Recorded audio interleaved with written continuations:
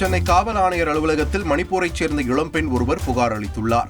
அதில் AI தொழில்நுட்பத்தை பயன்படுத்தி அவருடைய ஆபாச வீடியோவை உருவாக்கி சைபர் கும்பல் மிரட்டியதாக தெரிவித்துள்ளார். மேலும் அந்த கும்பல் ஆண் நண்பருடன் நெருக்கமாக இருப்பது போன்று வீடியோ எடுத்து அனுப்ப வேண்டும், இல்லையேல் ஆபாச வீடியோவை அனைவருக்கும் அனுப்பிவிடுவதாக மிரட்டியுள்ளனர்.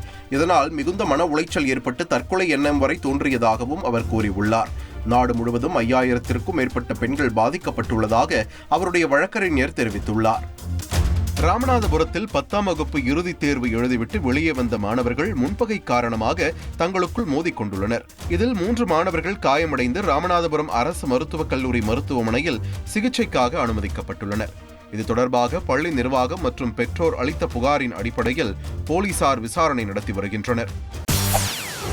செய்திகளை உடனுக்குடன் தெரிந்து கொள்ள உடனே சப்ஸ்கிரைப் பண்ணுங்க.